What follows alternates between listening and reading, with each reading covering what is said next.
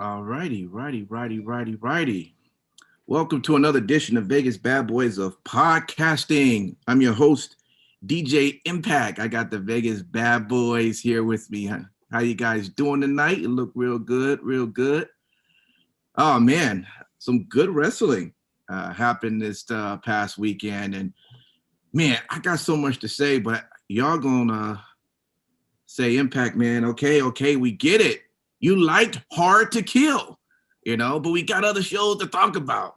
But yeah, I did like Hard to Kill, and I'll talk about it. If you guys got some input on it, go ahead and throw it in there. But that took place this past weekend, and so let's get a little bit into it. Before I start that, I gotta talk about the Tuesday leading up to Impact Wrestling. And before I get started, let me shout out everyone who is tuning in right now. We encourage you to leave a comment in our live chat feed, and we will try to get that information out, give you a shout out, and hopefully you're agreeing with someone. But even if you don't agree, we want to hear it so we can talk about it. So we thank all of you guys for being on our live show, and we thank everyone who's listening to the podcast for downloading and tuning in as well. All right, so Tuesday, I gotta tell you, I still do enjoy the so-called Tony Khan ads. They're really exciting. I'm curious what you think about that, Sin City too. But first, just a couple of quotes here. He says that he says tomorrow, he tells the folks that you'll get a chance to watch a real wrestling show. That's one of the quotes that he told. I'm like, okay, all right, that's, whoa. Then he asked Tony Schiavone, did he know that Brian Cage was a former Impact Wrestling champion? And Tony Schiavone says, yes, I do. And then Tony Khan was like, wow, I'm genuinely surprised you would know that. I'm just like, whoa, okay. And then he also, I think, Tony Schiavone is saying, hey, don't forget to watch on a real network. Whoa. I'm like, okay, guys, y'all tell me, before I even go more in that, okay, we all understand access, okay? We talked about it so much. We understand it's not TNT, USA, okay? But how are you going to shit on their network? And that's like, all right to do. I mean, what's your take on that if you guys saw that? If you didn't see it and you just hearing it for the first time, what do you think when someone would say that about your network and you're going, wow, they let that through? Well, I mean, I didn't watch it because I'm one of the people that can't find the shit network access. But I will tell you that it's good that they are doing that because, they're not taking themselves seriously in a sense of, for humor. And it makes for good entertainment when people just, go with it. I mean, they know a lot of people complain about, I don't know where the fuck access is. Yeah. Let's make They also own the network. No, it's true. So, I mean, it makes it even funnier. So, I mean, like, of course they would allow it. You're right. I mean, it's their network. That's the biggest thing. They don't have to worry about someone being pissed off because they're, Yeah. I mean, we do the same thing, essentially. I mean, we don't take ourselves serious sometimes, but we can do that because we are the biggest bad boys, and what the fuck we do. Well, no doubt. So yeah, all that took place. And also what was interesting that Tuesday night, there was a tag team match between Suicide and Manic versus Rohit and of course Chris Bay. As I said, Suicide and Manic.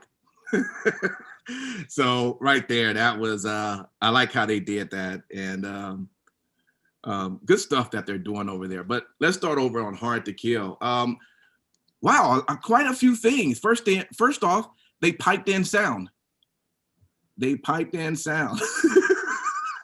Now, of course, there's no audience there still. The only thing I will give them credit for is that they didn't overdo it. They didn't use like like let's say WWE audience size or just this mega size. It really did sound like maybe 30 people was just yay. Which, what do you think the wrestlers did at 2:30 in the afternoon when they got to the arena? All right, everyone just kind of clap. Now cheer, now boo. Right. That's probably exactly what happened because that's how it sounded. But it worked for them, You know, we're gonna have to reach out to Ingrid and find out how they did that, because she was the one who in the live shows would be the one hyping the audience. Oh, right. Helping, standing there going more. Right. Yeah.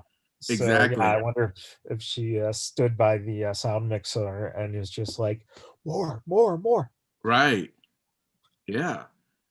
That's funny. So I guess Josh Matthews, he got promoted to senior producer, and Madison Rain, of course, is retiring, which calls for new commentators, Matt Stryker and D'Lo Brown. So we got a chance to hear that. And I got to tell you, it made a difference. It made a difference. Nothing's wrong with Josh. Josh just always sound like he's the corporate guy. He sounds like a Michael Cole. If you want to, no, for real. Yeah, I get it. I agree. It's awful. Yeah. But that's definite upgrade. Yeah. So it was great to hear it from that that perspective. So I won't go over all the matches, but there's a few things you just skipped a really important thing though. Okay, yeah. About that fact. Mm-hmm. So D'Lo's in where who was? Well, who did D'Lo replace? Oh, Madison. Oh yeah. And who did Madison replace? Don Callis, guys. Right. That's right. Yeah, that's what I said. Yeah. So if you are under the impression that Don Callis isn't working for AEW, then you're fucking blinder than Stevie Wonder at a fucking orgy with goats. You said it. You said the goats. I didn't say it this time. Oh my God. He's very superstitious. Apparently. I hope he was protected. Shit.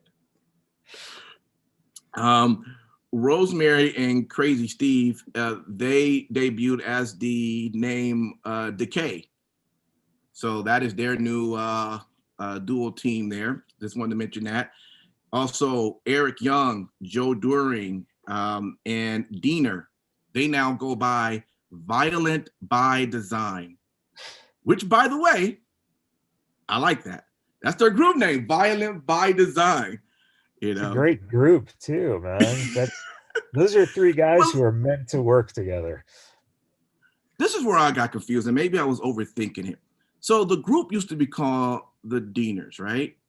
There's Cody Diener and then cousin Jake. Right. So the group called the Dieners, because what I was confused at is why are they now just going by Diener for Cody? Like why did they choose that name? But cousin Jake wouldn't be a Diener. No, because cousin Jake's probably getting well, first of all, cousin doesn't necessarily mean that he's a Diener. Yeah, he could be a cousin. Could be a marriage. And I mean, let's be real. Chances are their family tree doesn't fork all that much. So probably doesn't. Uncle Daddy, Mama's. I'm just saying. Yeah. Cousin is also probably brother and all that type of shit. It forks about as much as Stevie Wonder forks goats. Wow. Is it something you want to tell us, Steve? This is the time. Yeah. This is the time. It sounds like we've turned into Vegas bad boys of podcasting. Also, genealogy for that is all in the heels. That's what we sound like we're doing, trying to figure out genealogy for Hicks. My honest answer to it is that cousin Jake is probably getting a new gimmick. Yeah. And just call him Diener. Why not? Sure. Fuck it. They tried something. Tri-screens is what they call it. They had 3 screens up on your main screen, and you're watching the action take place in different parts of the arena. So I thought that was pretty interesting. They're running So 3 screens. basically, the guy on the switch box got fired. Yep. We're cutting costs, and unfortunately, it's the one guy who can switch cameras. So therefore, we're just going to put up all 3 views, and that's it. Yeah, they did try that. A lot of things that they were trying, right? Shout out though, new knockout tag teams champions. I guess they stopped having the championships back in 2012, which the belts lastly was held by Madison Rain and Gail Kim. So you're like, I don't know. I don't even remember that existing. That now that you say it, yeah, long time well, ago. and I'll be honest with you, I didn't know either. I took a little research long right time there. ago. That's like TNA days, right? Became Impact. But there was a match against with this now title, Fire and Flavor. They got a lot of different new names for groups now. Okay, and that was Kiera Hogan and Tasha Steelz, Fire and Flavor, going against Havoc and Nevaeh, and your new knockout tag team champions, Fire and Flavor. So that sound like a rib and wing joint and shit. Like I'm gonna go get me some ribs and some wings in a hot plate. Like with the macaroni cheese with the hot top and shit. Can I give me a fish plate? Can I give me a number 5 fish plate? Oh, Simon. With them potatoes wedges. I'm just saying, it sounds like I'm getting some good ass barbecue. Okay, wait. Fire is DJ's right hand. And Flavor. This is Flavor. Yeah. Oh my goodness. It almost sounds like Fire and Desire. It's also the name of Stevie Wonder's 2 favorite goats. So. Oh my gosh. The Goat Chronicles. I do have to ask you guys right quick though, because I was really trying to research this. As far as mainstream wrestling, have there ever been of an African-American female tag team champions before? And I'm just forgetting. Ever in life? You have to ask the historian of our group because, that's what he does. Well, no, what did you just say, Matt? Harlem Heat? No, women. Don't say Harlem Heat again, Matt. Don't do it. Don't say Harlem Heat again, please. No, there is not. Because I never could think of one, and I was like, no. Yeah. You got to understand too. Until the last 5 years or so, you were lucky if there were more than 2 African-American women in your company. Right. Exactly. Let alone being able to tag together and win championships. So now, I just wanted to shout them out on that. And then they didn't make any reference on that on the show or anything. I was thinking this should be pretty big. Why no one's making such any big deal out of that. But so then it made me start thinking maybe it already happened. Let me start searching, but I couldn't find it. So I mean, shout out to them. They're excellent wrestlers. It was a great match, and they definitely showed that they definitely deserve to have the titles. They put in a lot of work. I was wondering how it was going to work because they're tiny, and they were going against some women that got some meat on their bones, and I was like, I don't know how they're going to do it. Plus they're short. The other girls are taller. I'm just like, I don't see it, but they had a game plan, and they was able to sell the idea of them winning. What you laughing at, Simon Street? That's just how you said, you get some women with some meat on their bones. Goes with the whole, can I get a number 5 hot plate with fried catfish, and can I get a tall glass of some Kool-Aid? Actually, it sounds really good right now, to be honest with you. Hey, have anybody wondered where Matt Cardona's been? Who? Oh. Or no, are you going to tell us, Impact? Well, Matt Cardona, I know you're going to ask me who that, Zack Ryder, okay, has made his way now into Impact Wrestling. So he did pop up there and had a quick match with Ace Austin. Woo, woo, woo. Right. So wait, what company is he with? I know because you saw him with AEW, right? For a second, but he didn't have a contract, I guess. But it looks like I'm assuming, I didn't fully look this up, but it's the way they made it sound talking that he was with Impact Wrestling now. So, I don't know. I guess he was trying to figure out where he wanted to go. or maybe no one will take. I mean, it's fucking Zack Ryder. Why sign him?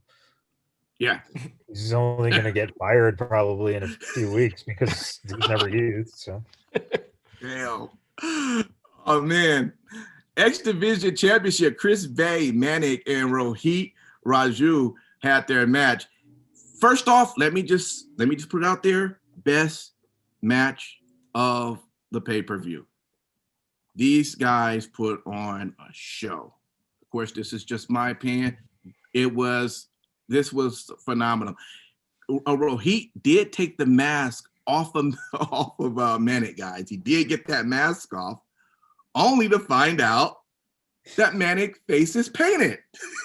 So we still can't see if that's TJP or not, which is what the whole goal. Man, this is great stuff, man. Very done well. Manik did eventually retain the title, but it was such a great match to see what these guys did.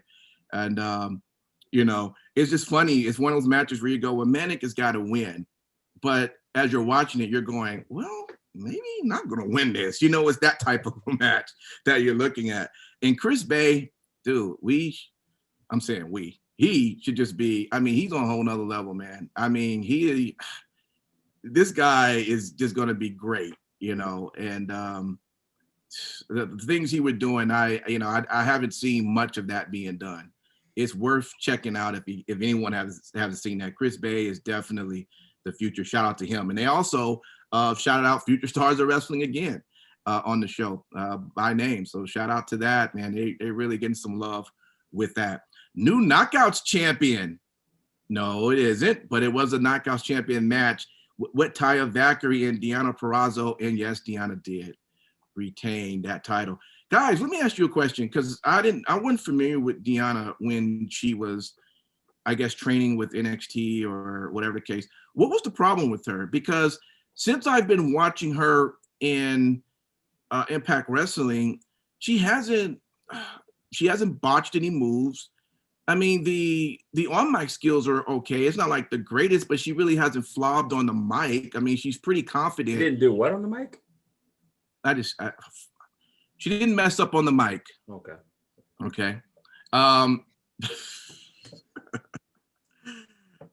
So what was, now I did at one point say, hey, the one thing I did find that maybe could be a challenging is that whenever she wears outfits where her stomach is showing, it does show she has a little belly. She doesn't always wear tops with her belly showing, but like in this pay-per-view, she didn't. But I say that when you look at all the WWE women, most of them just seem like they're just all fit and within shape. So I don't know if that's part of the reason or not. But what was the fat shamer? I'm just saying, man. For real? I am asking, what was the issue that you guys saw when she was with, training with NXT? For me, there really wasn't an issue with her. I think she's a great competitor. I think that she was above average, with her promo skills. She didn't really have that many when she was in NXT that I really greatly stand out of my mind. I just think she just wasn't utilized, and she kind of felt like she was lost in the shuffle, and found other opportunities. As simple as that. I think she's doing great in Impact, and if I could be gifted with the gift of access to Access, I'm sure I wouldn't be surprised with, her performance day in and day out. Okay. Yeah. Likewise. I never saw any issues with, I know that she was on the Indies beforehand and, right. Ran for years. And I thought I've always thought that she was one of the better workers that have been out there, but I don't know. Yeah, she's excellent at what she does. So that's why I was really shocked to see. I don't like her, and I didn't like her then. So. Oh, for real? Okay. You don't like a lot of people. I don't know. So it's just a list that goes around the corner. So. Well, yeah, but what is it? Yeah. Well, yeah, that's what I was just going to say. The fact of the matter is that I don't think, to me, there's an it factor to her. I think that, what was interesting in watching some of the women's matches throughout this week, on different shows, right? Yeah. One of the things that really stands out to me is the fact that Liv Morgan, if she was in Impact or AEW, she would be a top star. But in the WWE, she's like, lower to mid, because of the fact that they have so many fucking women that just have the it factor, man. Yeah. And I don't think she has it.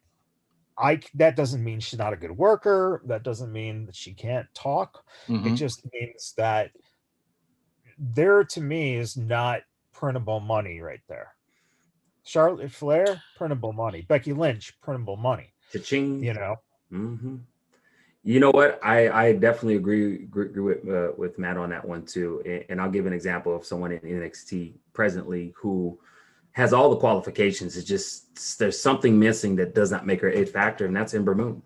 For whatever the case may be, she has everything going for her. She's just, man, it's something missing in that recipe that's not making her an it factor. And Peraza's pretty much almost the same way. And it's good that she has the title while she's trying to figure that out. So that's a good thing.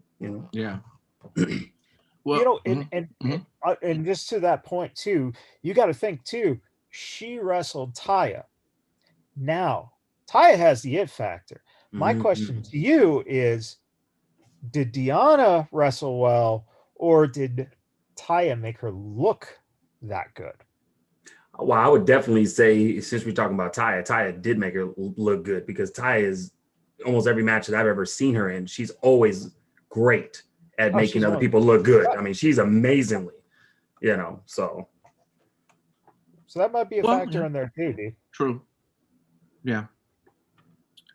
So you're wrong. Just accept what I'm saying and move on. It's all good. Well, for the record, I would say, being that you try to throw me under the bus, Deonna is a very beautiful and attractive woman. Okay. By all means, it doesn't matter how. Call her a bus. Oh, Jesus, man. Look, man, we already told you, man. I mean, you can only call a woman a boat if it's Natalya. Oh my God. I will say to what you said, that I think I know what you were saying. The only thing that kind of broke all that is Nia Jax. So obviously, if there can exist Nia Jax, a belly thing is not an issue. There are some other women that have bellies. It's fine. It should, I think Vince McMahon is kind of over that, sort of. Sure. Let's go over.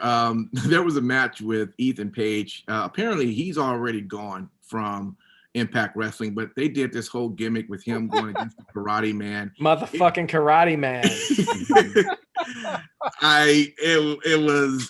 That was your what the fuck moment of the show. All right, go use the bathroom, go cook whatever you want. I don't know what they were doing. And apparently now I see why, is after reading, he didn't want that even to be aired. And now I see why, because I don't know what they were doing. But apparently, I guess they had to kill him off the show, and they did that by the Karate Man taking his heart. What would be the name of that character in video games, guys, in Mortal Kombat, where he goes in, his finisher is take your heart and pull it out? That's Kano. Kano did that's Kano. Okay, yeah. So that's pretty much what the Karate Man was, Kano. Wow, that's disturbing. Yeah. So supposedly it was filmed, and Ethan Page had thought that it would be more of somehow a serious match. But yeah, I wouldn't honestly have liked to have seen it if they had framed everything in such a way. Seeing it like this was quite honestly the best part of anything Impact in quite some time. And that's saying something, considering Impact doesn't fuck around. What, they had Allie get stabbed in the neck. Right. They had Mickey James get pushed in front of a train. Mm-hmm. They're just killing people. I gotta be killing honest, the characters off the show literally. Yeah. Yeah, they really are. Even to the point to where if this shit don't work with Xia Li, her and Sang Shun and Big Boa just need to fucking go to Impact where they could just kill people for real. Yeah, the funniest thing too is not only has that stuff happened within the last year or so, but you also had Bravo getting shot. Right. Yeah. Which apparently they're still trying to figure out. They ran part of that pay-per-view. I was like, wait, I thought that was over. We're done with it. I totally forgot about that. They should just say it. They should have really have just said Ethan Page shot him. Right? Yeah. Right. Hey, actually, Simon, you just mentioned Xia Li and Boa. Mm-hmm. What if Ethan Page goes to NXT and is their Dark Master? You know what? There you go. Be cool. I'd be cool with it. I'd be cool with it. I was hoping that you were going to go. He goes to NXT and has his heart ripped out by their Dark Master as well. And that becomes his gimmick, going from company to company and having his heart ripped out.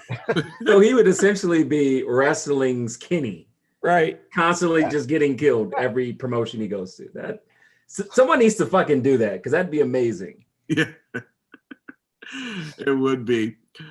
Second to the last match was Sami Callihan and Eddie Edwards in a barbed wire match, and that got pretty brutal there.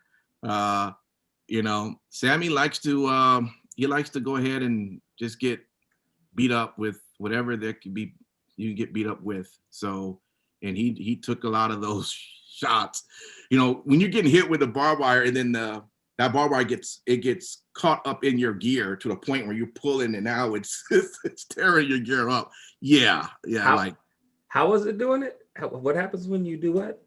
So anyway, that was that match, and Eddie Edwards went ahead and he won that. The main event was just what it was all about, which is what had Hard to Kill trending. They let us know they were trending in the top 5 on Saturday night for their show. So they couldn't even at least lie and say we're trending the most popular right now. Wait, we're within the top 5, everyone. Right. Like what? So Motor City Machine Guns, Chris Sabin and Alex Shelley. We know they're a tag team, but Alex was not there. And he did put a video out pretty much apologizing for him not being there. He didn't say why, but after doing a little research, it definitely wasn't COVID factor as far as him having that. It didn't say anything personal. It just for some reason he was just unable to make that. So they had to create another partner for Rich Swann and Chris Sabin, and it ended up being Moose. All right, which was really great because first off, they needed a big man, right? When you got the Good Brothers in there, that's first. And second, Rich Swann, he doesn't have a really good trust with Moose because Moose just screws him all the time. Anytime that they're around each other, it's Moose usually somehow taking advantage in some way. He even put Willie Mack out to a point. We haven't seen Willie Mack in a minute now since that last beating they had. So in that case, it was, he was a little iffy with that, but Moose was like, hey, I'm a part of the team. I'm all about this company. Nobody's going to come in here and try to ruin this company at all. So the Good Brothers come out. Hey, they was promoting, man, let me tell you, these guys be promoting their shit, man. I mean, the hat, the jacket, they make sure you see it all. They do. They damn near posing for all of their gear. They're marketers. I'm not mad at them because even for a minute I was like, I wonder how much that hat there costs. That shirt looked pretty nice. So they were doing their jobs. And Kenny Omega of course comes out in a Bullet Club cutout T-shirt. Yes, he came out, and of course they did their match, and the match was good. It did highlight, all of the guys' strength. I mean, Moose took out all of them at a certain point. I mean, he made him look strong. I mean, Rich did what he normally did. And I mean, he looked great too. All of the flippity flops and off the ring and off the ropes and all the stuff that he does. Did he do any dancing? Any dancing at all? Well, fortunately, coming out, he did a little of that, but I would have preferred if he didn't do that. And especially during this match, because, you know, this was one that was pretty personal to him. Nevertheless, the winners of that, of course, being the Good Brothers and Kenny Omega, which I got to tell you guys, I had said the week before, I just can't see how, with all the shitting on Impact Wrestling, how they still was going to just, I mean, everything they said they was doing, they did. And all this, there was no, I didn't see any, let me put it this way. I know there is a benefit overall for Impact Wrestling. And I think the benefit is still, one of them is people are seeing that they exist. Some are finding them. So I get that. But according to the storyline, I just don't get how you, because that's not how we're trained to watch wrestling, right? If the person you're about to have a main event for the week of beat you in a one-on-one match, you usually know that for the main event, the other person is the one that's going to end up being the winner. But but leading all up to this, AEW is the one that's just been shitting on Impact. On everything, and then they still end up winning. I mean, it wasn't a DQ or anything. I mean, was anybody shocked at that or what? I mean, bro, you are conditioned to 50-50 booking. That's exactly what it is. Okay. All right. So, I'll take that. Unfortunately, WWE has made it so prevalent that that's what everybody expects is 50-50 booking. Sure. I did not see you know, the Good Brothers and Omega winning the match. So I was really surprised, but even more surprised was the fact that Omega pin Swan. Right. Yeah. That really was that was the other thing. Right. I could not believe that. Like, that was they already established the dominance just right out of the gate. There were times that there was already time that Rich Swann in previous shows was trying to leave the arena. He's the champion. He's the Impact World Champion. He's trying to leave the arena, but he couldn't go out the door because that's where Kenny Omega's bus is. Okay, so he had to literally go out a different way. I mean, come on, man. It makes sense. It all makes sense. I don't know why you're perplexed by this. At the end of the day, if you take two scenarios, okay, if you agree to get shit on, literally shit on by some random chick or dude, whoever you prefer, okay, it's one thing. But if you have Kim Kardashian shit on you, you're still going to reap the reward of being shit on by someone as high as up as Kim Kardashian. So in this situation, yes, Impact is getting shit on by AEW, but look how many people are now having eyes on it on Impact who probably wouldn't have. I think it's beneficial. What's up, Simon? There's the mute. Go ahead. Thank you. That was holy. Wow. Yeah. I mean, talking about freaking scat live on the Vegas Bad Boys podcast. Simon Street. I think that we might need to ask you a couple of questions, sir. Right. I'm just saying, man. I'm not. If I'm Impact, I wouldn't be upset. Is what I'm saying. You know what I'm saying? Because I know people who don't watch Impact religiously, who watch AEW, but are now starting to watch freaking Impact. I mean, that's a win. I mean, shit. Well, I'm pretty much summing it all up. Did you want to add something to that, Michael? No, I've said all along it's stupid. You did say that. Yeah. For this, but whatever. Right. Okay. Well, guys, that was hard to kill. Overall, I did think it was a really good, entertaining pay-per-view. If they would have just left out the Ethan Page, we probably would have been right at it, an A+ 100% paper being done. But you know, is that too high? A+? Is that too high, Sin City? An A+? Well, Damn. well, again, there are WWE shows you don't give an A+ to. Well, hey, I'll give Friday night an A plus, but we'll wait till we get over there to that. Okay, well, let's jump over into Raw. Wasn't there some exciting things like you know, the game of all games starting off the show, or Actually, the coolest thing about watching him do a promo Mhm. is exactly why he was a fucking star. Yeah, The way he fucking looked at that camera, by God. And then yeah, the little bit they did backstage with Hunter, uh and Keith Lee, basically, what was that? the one with him and Keith Lee. Yeah.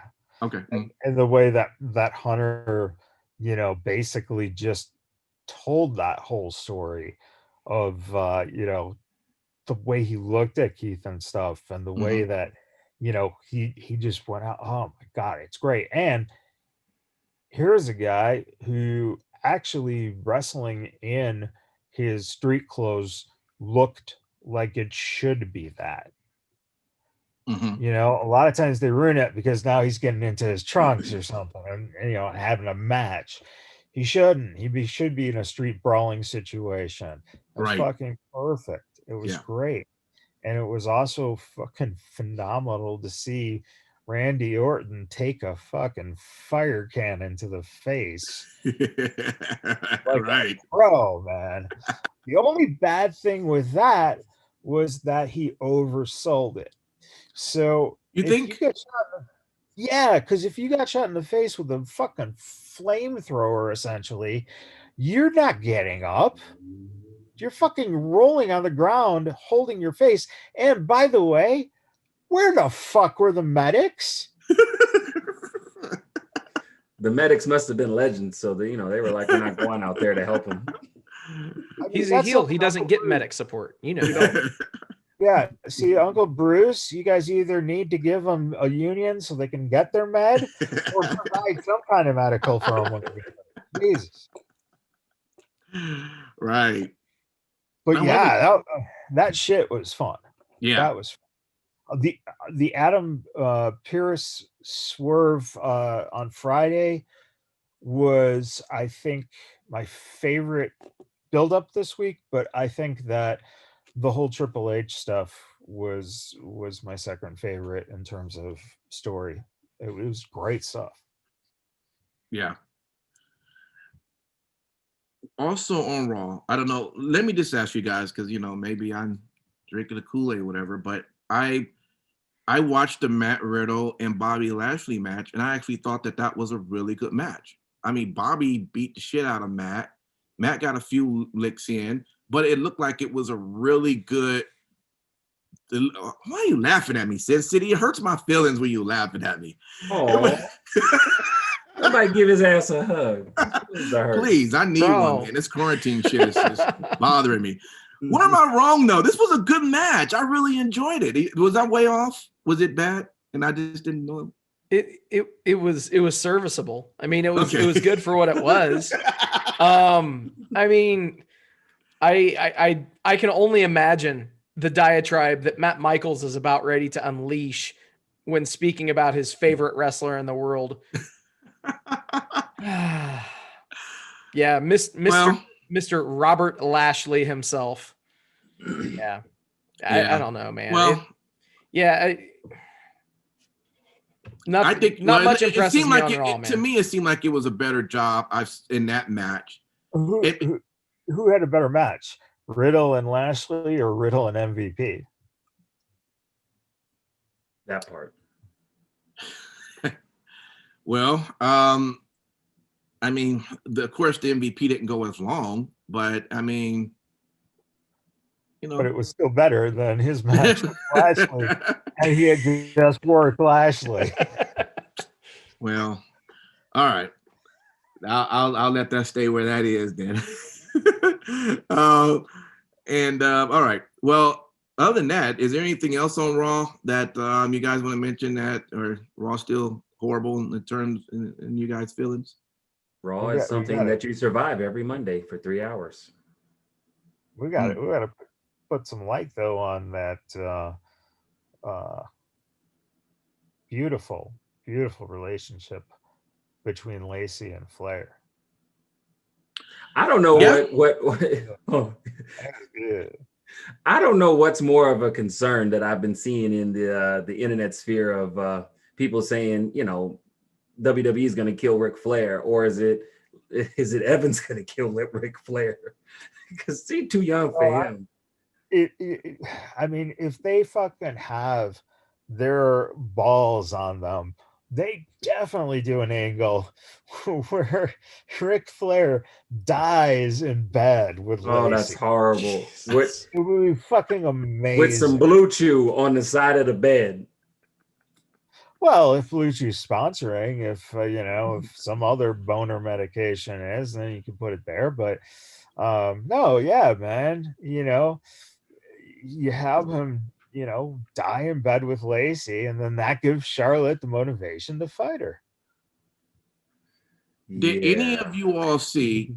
Would any of you all thought that at some point you were going to see this conflict between father and daughter? Did you guys ever see that happening? Because it's always been. I always see it every time they fucking come out. I'm waiting for, shit. I mean, for all intents and purposes, you're dealing with the same Flair ego, whether it's Charlotte or whether it's Rick. I mean, that's part of their lineage. Their legacy is that fucking ego. It's big as a fucking house. But he's always sold it as him praising and proud of his daughter. So at what point did you think you were going to see a swerve? Because I'm just saying I didn't see that coming. The minute when not this week but last week when freaking Lacey was pulling her shit, he pushed it way too hard. He was like, all right, I'm with it. You young hottie, let me get it. You know what I'm saying? I guess I'm asking is, did you ever think that would have been a part of the storyline since the time that Charlotte has been with WWE? Did you see that coming? Yes. Okay. Yes, because it's synonymous with her coming out of her father's shadow, even though in reality, Charlotte has probably been fucking amazing of getting out of the shadow and being who she is. When I see Charlotte Flair wrestle, I'm seeing Charlotte Flair. Do you see what I'm saying? I don't immediately come to mind like, oh, that's Ric Flair's daughter. Let me give her the pass. No, she's fucking held her own. So I think maybe this storyline of what we're talking about eventually was going to come to pass so that, people like yourself who don't know what we know can see it and be excited and celebrate it. All right. Wow. Thank you for that. Well, with that, let's jump over into AEW New Year's Smash 2, Sin City. Tell us what you enjoyed or didn't enjoy off that show. I'll tell you, man, it's passe to just jump right in and say that you enjoyed the main event of a show, but I enjoyed the main event of the show. Mm-hmm. I think that the build was something that obviously was, in my opinion, aided by the pandemic. They were able to slow burn this and actually build up to a Darby Allin versus Brian Cage one-on-one match, put the TNT title on the line. Matt Michaels is already frustrated. So I know I'm doing my job just perfectly fine. He just wants to throw you through a table like Cage did the little boy with the skateboard. That was an amazing spot. That was freaking, and he turned it in the air. I'm like, get it, boy, all right. Only one question I ask is, how did he win that match? That's all I'm going to question that. He rope-a-doped him. Why not? If 10 minutes of me getting thrown outside to a table, up against the post of the ring, thrown outside of the ring into this outside of the ring, being tossed, being kicked.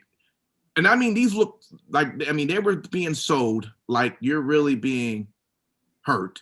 Mm-hmm. And then all of a sudden you hook up, I guess. And now with your little self, he rises from the dead. Yeah, you somehow now just grab his energy and now you beat this monster who's been tearing you up for 10. I don't know. It was hard to.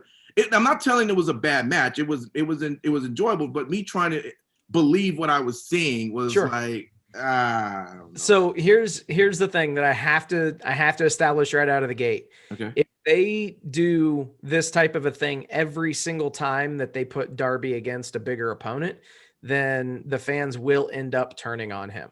I don't want to see him getting into the new and kind of revised version of Super Cena, which, you know, that was the biggest thing that turned me against the business for a while. And dare I say, quite a few others. Darby and his potential popularity to that of No, Cena? I'm not saying popularity. I'm not saying popularity. I'm saying that you can hit this guy with a truck and he comes back and magically he pulls out the win in the end. I'm just saying that they need to temper this and not have him go against all odds every single time and always win. That's all I'm saying. That for this occasion, the booking in this match was good. But I don't want them to use this formula every single title defense with him. Yeah, I think they definitely though need to stick with Sting coming out every single fucking time. So you're good. You're good, because if they stick with, you know, other ways, then at least Sting will continue to bury him by doing that. Jesus Christ. I've never seen fucking 5 grown men get so scared of a fucking 50-year-old man in a bat, 60-year-old man in a bat, a fucking skateboard punk who looks like Marco's stunt when he's standing next to fucking Brian Cage. Damn. Shit.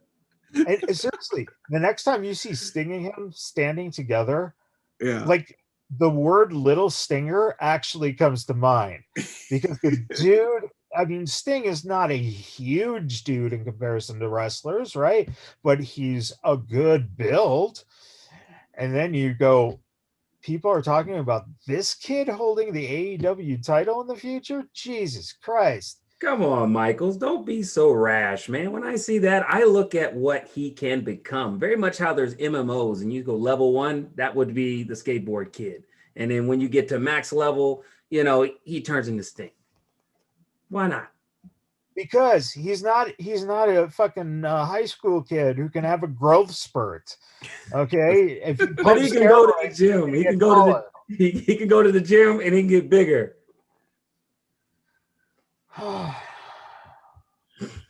You are so fucking pissed. He is, man. Filled with piss and vinegar, you are.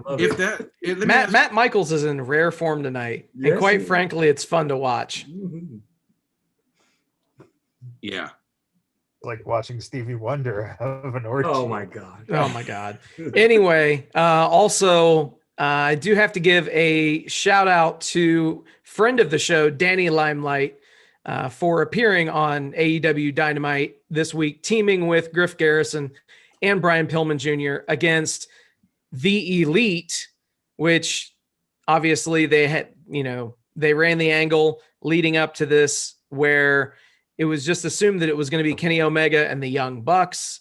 And then I love that. They went as far as, you know, the Bucks asking Omega if they wanted to do the Elite intro. And obviously Don Callis steps in and plays it perfectly and has everything go according to plan. Ended up swerving them, and it ends up being the Good Brothers as Kenny Omega's partners, even referring to the Good Brothers as Kenny Omega's best friends. Right. In the intro. That was awesome. That was probably my highlight of the shows when that happened. That was an awesome build and a great delivery. Yeah. But you know, I could be biased. I don't know. Maybe one of you guys can correct me on this, but in the actual match that ensued in this 6-man match, Danny Limelight was the MVP of that match. Am I wrong on that? Held his own. You're right. Dude had an amazing showing in that match. He looked very comfortable. Like he was already a part of the brand. Yeah. I mean, for all intents and purposes. Yeah. Awesome.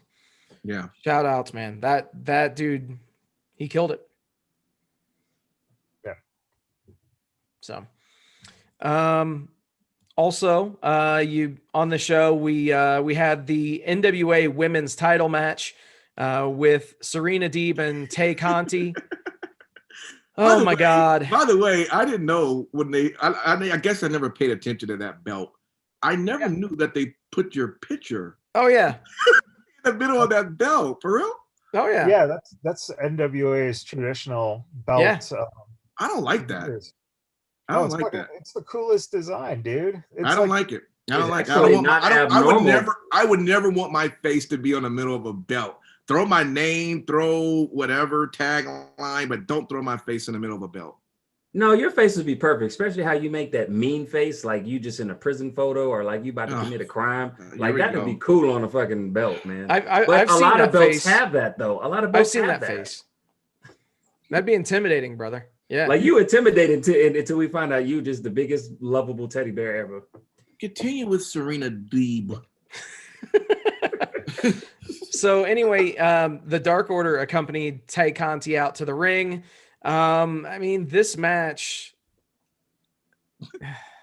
I was not a huge fan of the match. But hey, it wasn't as good as the AEW Women's Championship match that night. You know, Michaels, you're right. There you go. There's a soundbite for you. Fuck. No, it really does continue to show that AEW doesn't have an overly solid women's division, and that it's there. In my opinion, in 2021, that is something that they're going to have to address if they're going to get over a certain obstacle or, mile marker. Maybe that'll help them to surpass 1 million. I don't know, but it's one of those things that's something they need to fix, and they need to fix it quickly. Stormin Mormon says, yes, more NWA women title matches on AEW and not their own women's title matches. Yeah. That's not a bad idea at all. I was going to say one thing that AEW could probably benefit from is if they're able to find someone that even comes close to a Paul Heyman for the women's division primarily, something of that nature. And I know it's hard to say a Paul Heyman-esque, but you can look at me all you want, Matt Michaels. I'm saying because they need somebody to kind of, talk real good on the mic. That's probably not going to be an in-ring. I know they kind of tried it. Vicky Guerrero there. What do you? Well, I was going to get into that. They kind of did it with Vicky Guerrero, but Vicky Guerrero was more. I think that they didn't fully pull the trigger on it. I'm just my opinion. I felt like she could have done more, but she probably wasn't asked to do more. Yeah, I'm just saying, and maybe they could pull that trigger even further with her. I'm saying you need somebody to be a visual representation of the women's division. Yeah, preferably the fucking women's champion, who is a woman who doesn't speak English very well, and so therefore they can't use her in that primary role. Hey man, she's healing up from those bite wounds from the devil. Man. You try to fucking talk after getting bit. I mean, she got her jugular bit, man. That's like 8 weeks out. Yeah, man. When's the last time you got bit? By Stevie Wonder. Oh, Lord. Well, as long as they didn't bite you below the belt. Jesus. Elsewhere. They did not bite me below the belt because I was wearing my DJ Impact face belt. Scared them away. Give us that face, Impact, real quick. Give us that face. No, let's keep it going. Elsewhere, dare I say, one of the other highlights of the show was the Inner Circle New Year's resolution spot. Yes. I mean, you've got all these guys out there cutting a promo. Obviously, they're all having a blast. And Jericho's saying that they're going to win the AEW Tag Team Championships, he and MJF. And of course, that just starts the rest of the Inner Circle into a tizzy, if you will. And Santana and Ortiz get upset with it. Sammy Guevara I mean, accused him of being a tag team slut. Even got a tag team slut chant started. And right. And then Jericho actually ended up setting up a triple threat tag team match for next week to determine the official tag team of the Inner Circle. Jericho and MJF versus Santana and Ortiz and the amazingly named team of Sammy Hager. That is Samu Guevara and Jake Hager. Right. They even did something on their website where they showed just the lower half of them, and they put like, it looked like they took Hager's like jawline in like his mustache, but they put the mouth of Guevara. Jesus. Wow. That's hilarious. You could clearly see it was Sammy's smile. Oh. Yeah. But yeah, that's pretty much the highlights on Dynamite. All right. Dynamite. Don't do that again. All right. Oh yeah. Chuck Taylor's obviously going to be Miro's little servant bitch. Forgot about that. That was a jobber match to start the show. Whatever. Yeah. Well, Miro. Let's go to that NXT, man. Yeah, NXT. You know what? NXT was a good show overall. I'm gonna touch more on Dusty Rhodes Tag Team Classic.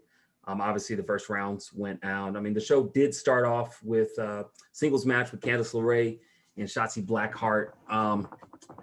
It was a good match. It was okay. Candice LeRae went over with the the distraction from Inkheart. I always want to call her Inkwell. But yeah, let's get right into it.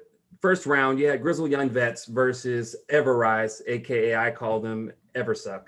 But actually, Everrise actually looked pretty decent in this match, and but unfortunately wasn't good enough. And Grizzled Young Vets did defeat them, and they moved on to the next round in the Dusty Rhodes Classic. The next match, which was pretty interesting, was Johnny Gargano and Dexter Lumis. I just gotta say, very good match, and I wasn't expecting to like it. I was ready to just like, okay, let me go get something to eat. But it was really good. And again, Dexter Lumis, like, what are they gonna do with him? Like they build him up, they've had him host an event. Like, what the fuck are you doing other than with Johnny Gargano? So, but anyways. You're missing the best part of that was when Gargano got the envelope handed to him by Theory. Yeah, but see, the reason why they want to bring that up, because I don't like Theory being looked at as some dumb ass jock tool. And that's what they present him as, a dumb jock ass tool. I mean, yes, it was cute. He had a crybaby Gargano, and then they showed I don't know what they showed with Theory, because I get annoyed by him. But yes, that was interesting. I appreciate the referee with trying to pull one half of that paper from the match early on. I didn't feel that was necessary, but he cared a lot about his job. Anyways, that match really wasn't as fun as I would like it to say. But what I was excited about was another, Dusty Rhodes Classic. We finally got to see who MSK was. And ladies and gentlemen, MSK is none other than Wesley and Nash Carter, but you probably know them as Desmond Xavier and Zachary Wentz, formerly known now as the Rascals. And boy, did they look good. I like their ring music. I like how the MSK is put right in the middle of the big X, and they looked fucking phenomenal. They were great. It was a highlight match as far as I'm concerned, seeing them out there. And I will be a little bit like Impact. I really wanted them to win, and they won. When they went against the team of Jake Atlas and Swerve Scott. Would you have thought otherwise? That they weren't going to go over? Right. I would have been upset if they hadn't gone over. Yeah, they were going to bury him on their first. Exactly.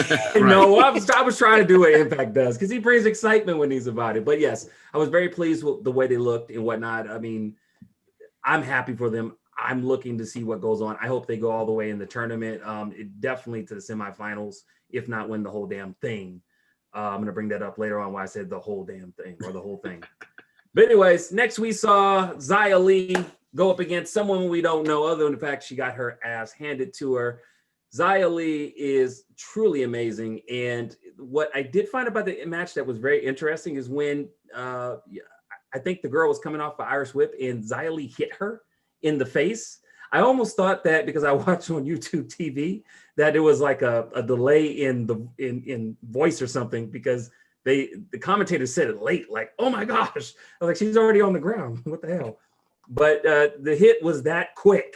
Xia Li has lightning fast Lord Raiden, aka Kung Lao from Mortal Kombat. Sang Shun has endowed her with those powers, and so she beat the shit out of her. Other things that were mentioned too, and before I get to the very final match, is exciting. Is you're going to get a Dusty Rhodes Women's Cup tournament, and so I'm excited about that. A couple of names were already mentioned throughout the night. You had Shotzi Blackheart and Ember Moon, who are going to be in the tournament matching up together, and they are going to win the whole thing, according to Ember Moon. So other teams that were mentioned as well is, why are we laughing? Anyways, other teams that were mentioned as well. I already spent 2 hours watching the fucking thing. I don't need 2 hours now fucking relive. Oh, you know what? Take this finger, stick it in here, and spin on it. Because I haven't even encroached even close to what Impact did. Please and thank you, sir. Anyway. Yeah, but Impact was covering a show that cost $40 to watch. Yours is a fucking free show that, good God, it's only a fucking 2 hour show. It's not a pay-per-view, for fuck's sake. Oh my gosh, you just take the air out of anything fun in life. My fuck's sake, man. Until anybody can convince me otherwise, MSK stands for marijuana smoking kids. Hey, and here's the thing with that. If that were the case, given what's happening with UFC, saying that they're going to not penalize people for marijuana use, I hope this transfers over to WWE. So that way, people can enjoy a little bit of the Where did you come up with that? They've been having a couple of reports all throughout the night, and I have not confirmed. No. I'm not talking about you, Sin City. Where did you come up with that name for that? Oh, okay. Because that's pretty dope. I like it. Right I'm like, maybe you heard that somewhere. That's pretty good. I didn't hear it. It sounds good to me. Let's make it happen. Yeah, let's let them know. But get back to it, Women's Cup, we don't know all the names that it's going to be announced of who's going to be in the Dusty Rhodes Tag Team Classic, Women's Tag Team Classic.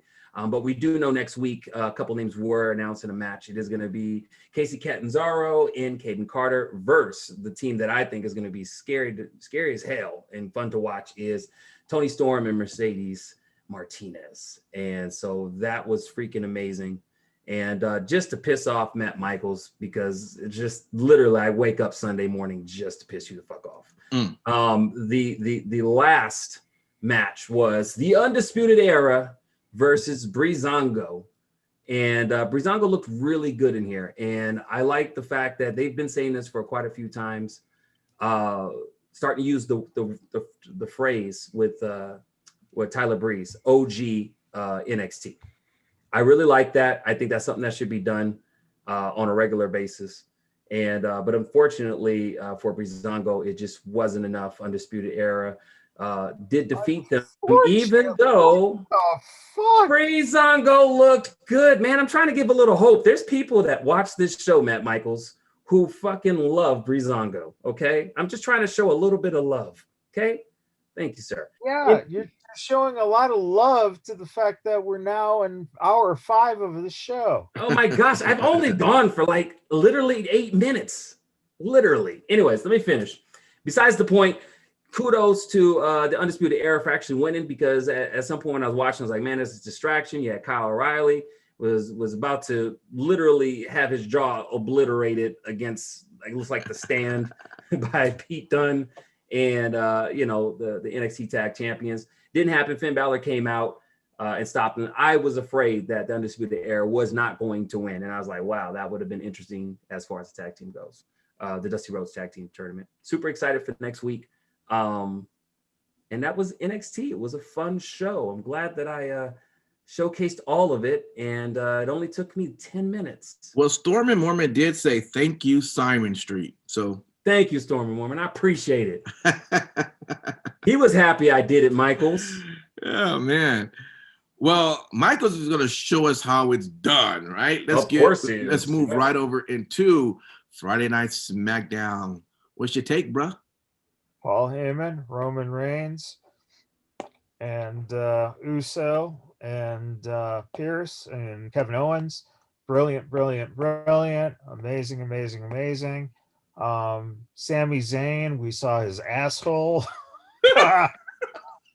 Jesus Christ. Holy shit. And the caravan zooms into his ass. You know what's funny about that, Michaels? With all of the technology display with that 8K camera they were showing on Friday Night SmackDown, I'm glad they didn't decide to use the camera for that angle. Oh, Jesus. What? Good God. Well, before you even go deeper into anything else in the show, what did you... Oh, sorry. You almost you want him to go deeper? Is that with before or without you go any music? deeper into Sami Zayn's asshole? All right. Hello. 8K. What did you all think of the using of that? Of course, they've been using this camera in the NFL, and it's been looking amazing. It looks like really a high definition video game in many aspects to it. But it looked great. What was your guys' take on it? I think it's great for entrances.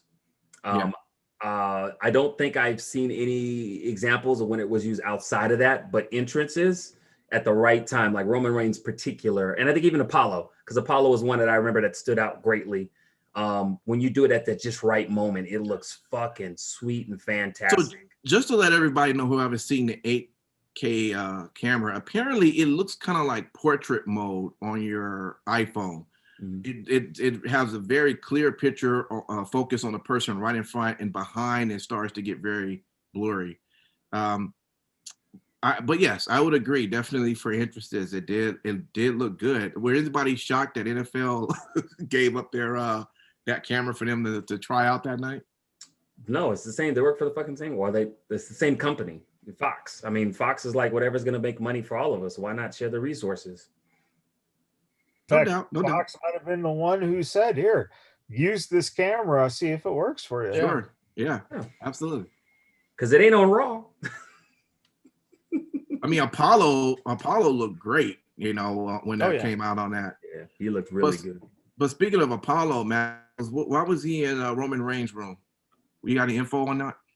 So he could finally learn how to fucking wrestle. Finally get a personality. Damn. That's what it is right there. Yeah. It just comes down he to can definitely wrestle. Yeah. Yeah, well, maybe. I don't know. Still haven't really seen yet. Oh, damn. What the fuck have you been watching? Stop shitting on him. Come on. Well, I think Simon hit it on the head. What have you been watching? Not Apollo Crews. So, I just meant to span up his career, but I see your point. Not making him a bathroom break match, Matt Michaels. But continue.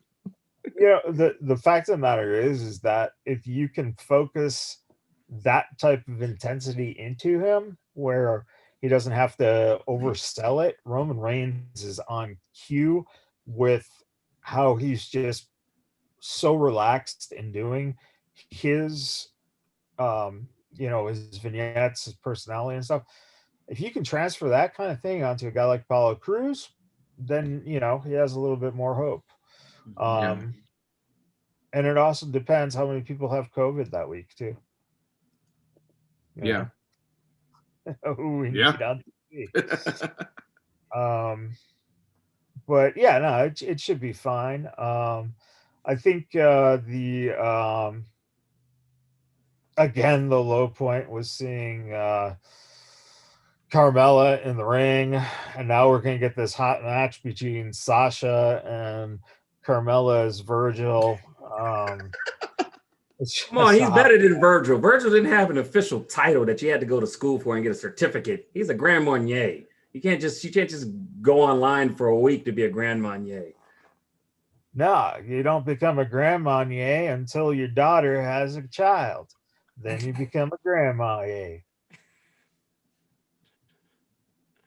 Okay. Oh God, Simon, I believe the term you're looking for is sommelier. that's what I thought. I was Whatever, sommelier, Grand Marnier, whatever the fuck. Just he gave us some title that doesn't. I thought that's what they called it. Grand Marnier is an orange liqueur. Oh, okay. Yeah, maybe it is.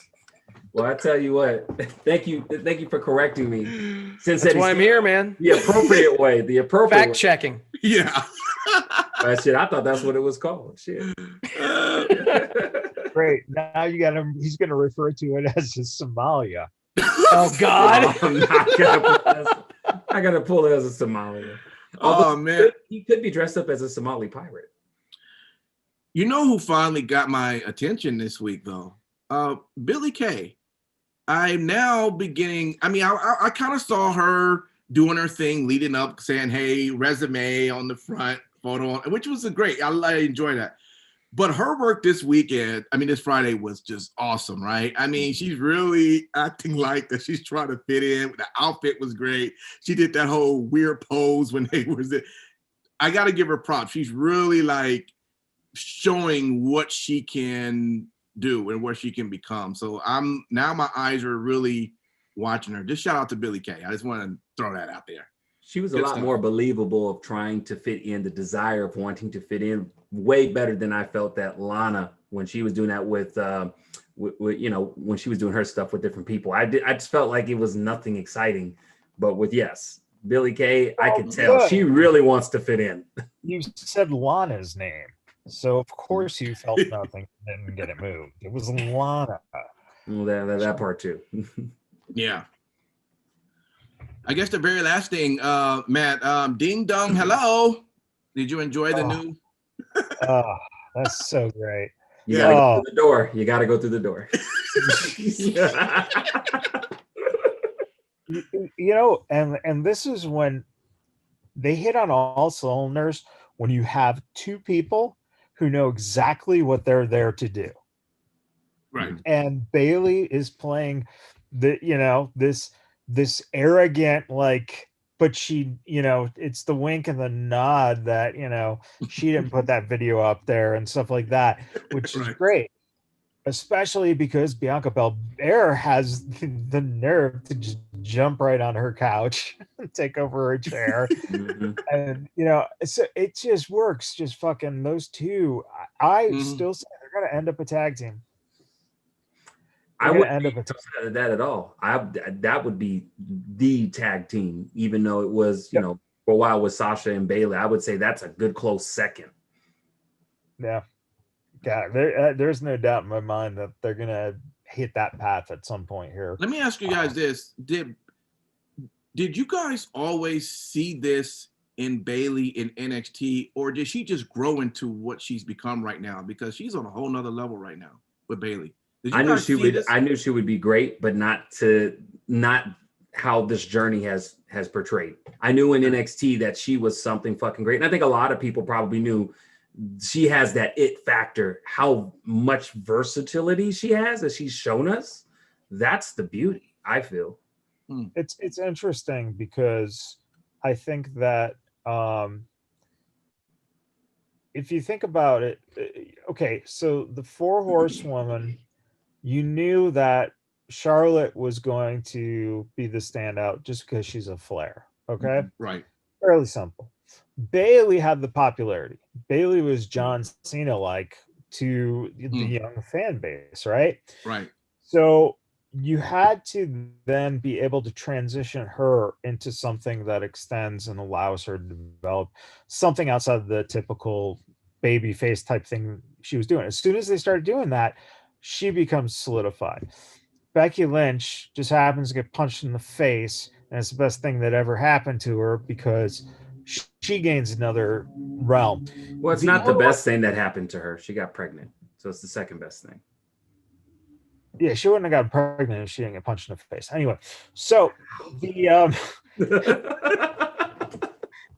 Go ahead. I'm sorry. But it comes down to that. I think it makes me excited to think that Sasha Banks still hasn't had that particular point, where you can point your finger on it yet. She might be coming into her own very, very shortly, to the point where you could argue that any one of the four of them, I think she's just a little bit behind, are the best wrestler of today. I agree. It's unfucking imaginable how they've gone from what would have been good women wrestling to arguably people who are the standouts on the show. It's huge. It's huge, man. So it's also good for women's wrestling too, just in general, because I mean, if you're AEW, for instance, if you're not looking at that as a trajectory at some point, whether you're even starting in the stumbling blocks or you're halfway there or whatever, that's what you're going to look at. That to me in women's wrestling on a grander stage is ideal where you want to go. Yeah. Can we talk for a second about just how fucking amazing the Cesaro and Daniel Bryan match was? Yes. Please. Best match of the night. That was absolute mastercraft. Just two guys just bringing it. This was the best thing on WWE TV in any of their brands that I saw this week. I'm going to go as far as to say that. Amazing work by both guys. It was a joy to watch. And on a side note, we have babyface Shinsuke Nakamura back too. Changed his music back to the rising music sun. back. He's going to be a babyface now, so we'll see how that goes. Yeah. Can I also say with Cesaro that and I don't know if anybody else caught it, but when he was at commentary and he was taking shots at Roman, and with this performance he had with Daniel Bryan, I'm wondering if that's somewhere they're going to start maybe going down that road. Man, I hope. I hope so, because I'm gonna tell you right now, that performance he had with Daniel Bryan, that wasn't just a win. That to me was a push. Yes. That was a push. It felt like the start of a push. Yeah, like I was popped. I was like, let's do it. Yeah, Cesaro picking up the huge win on Bryan. It was awesome. The weird thing is, though, the fact that if you're trying to get ready to push him against Roman, he would be the baby face. But in this scenario against Daniel, he technically would have been the heel. It's a little, they're transitioning him. Yeah, it was something that I was, scratching my head a little bit on why they chose those guys. But it have a good point. You have a good point, because even in commentary, they're kind of busting his balls a little bit about, well, how come you weren't there for Shinsuke Nakamura when he won the gauntlet match? And he was like, well, don't you know how far? What he said, was it very how far it is? Yeah. I was like, how far is it? I don't know. Yeah, good match, awesome match, definitely.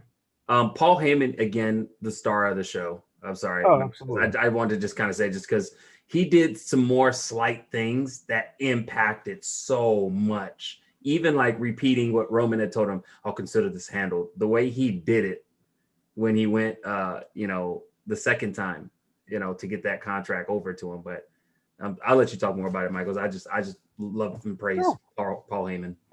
No, it was fucking phenomenal, and the swerve was great. The swerve was really good. yeah, because didn't see that coming. No, and that was great, because a lot of the fans had no fucking idea how they were gonna, like, why are they gonna have Adam Pearce wrestle? Right. So it was wonderfully set up, and I mean, again, simple things like demanding that he have the chair that Adam was sitting in. That's character 101 right there. Right. That's fucking brilliant. Paul Heyman did mention I forgot what line it was, but it was something about Pearce not signing, and It was a funny line. And Heyman improvised the line because Roman's sitting there, all, Yeah. Paul says what he says, and you see Roman go. And he just he did that. And he goes right into the.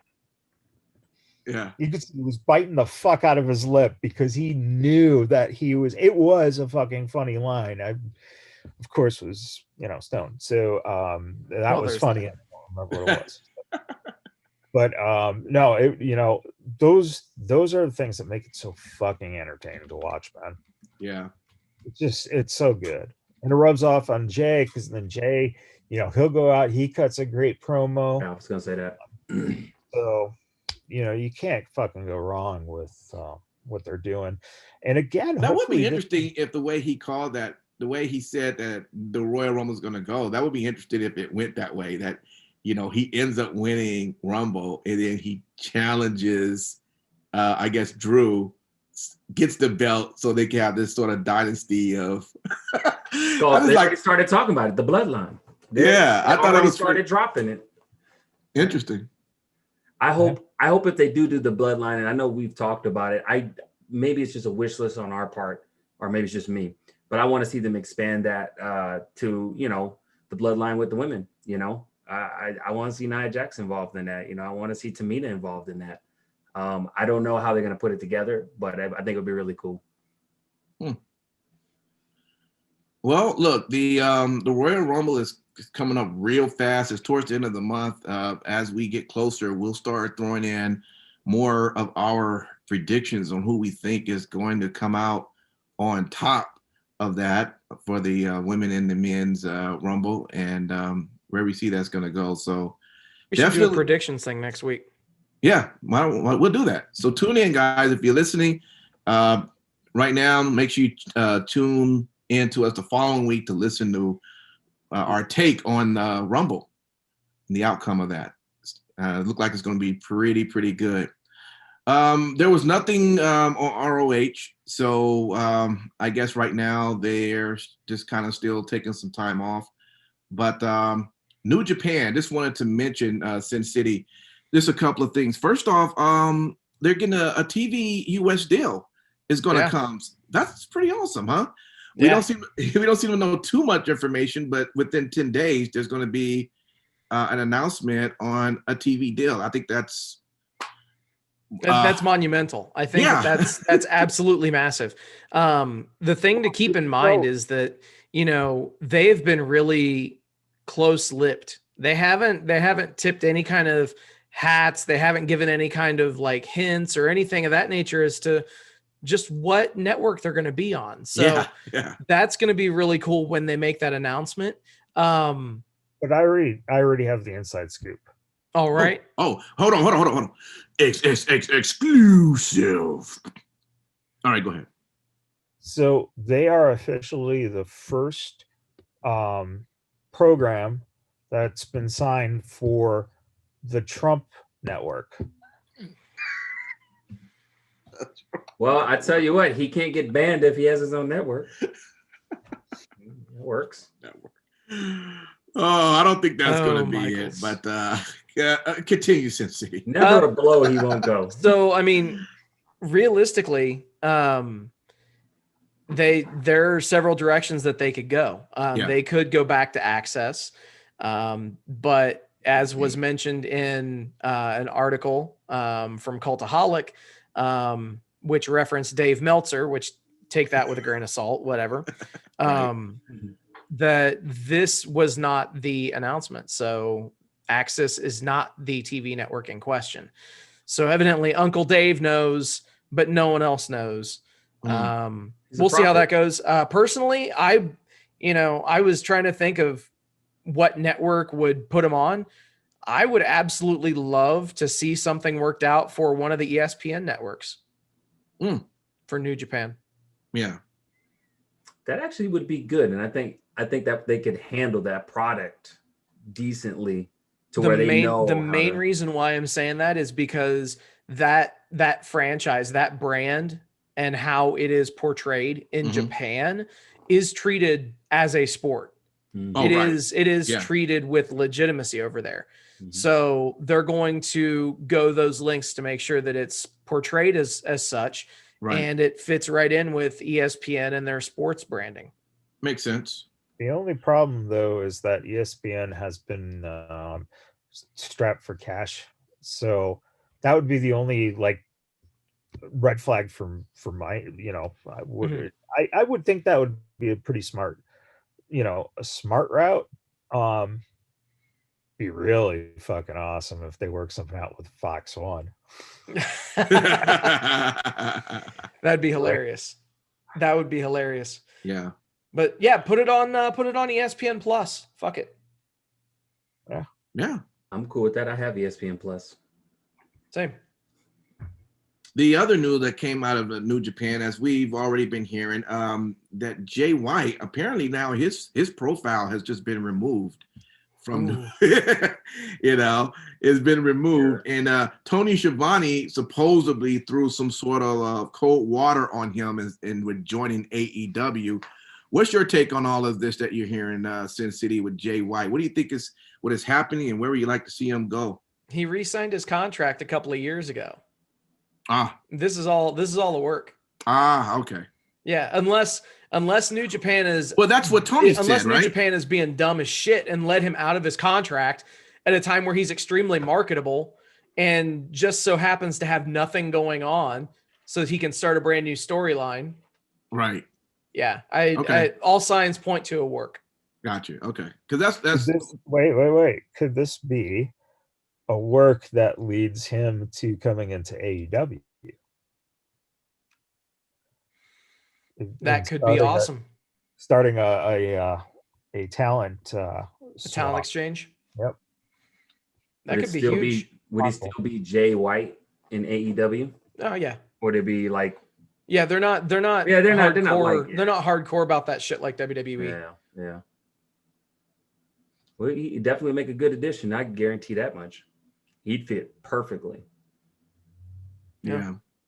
Regardless, I think that we're going to start seeing some things that we've never seen before when it comes to these, these independent promotions, these secondary promotions, starting to band together. I mean, we're already seeing it with AEW and Impact. Why not throw New Japan in there? And also NWA has been, feeding the AEW women's division as well. So yeah, I would be completely cool with a talent swap with New Japan and AEW without question. Gotcha. Well, great, fellas. That is our wrestling talk for tonight. Good stuff as usual. We thank everybody for watching, and also on our chat. Stormy Mormon, it's great to see you back, man. Welcome back. Ringsiders always come through and let us know that they're in the building. So we always appreciate, and we can always see the amount of people that are watching. So although you don't chime in, we see you and we thank you for watching us as well. All right. So with that, if you're also just listening on the podcast, we appreciate. Do us a favor. If you do enjoy our podcast and seem like you do, leave us a comment. Just leave us a comment actually on the podcast that you actually listen to. Someone's calling in on our landline. Wow, someone is. Wow. Let's see if we can pick this up here. Oh, okay. Our producer got the phone, so we'll see if we can put them on.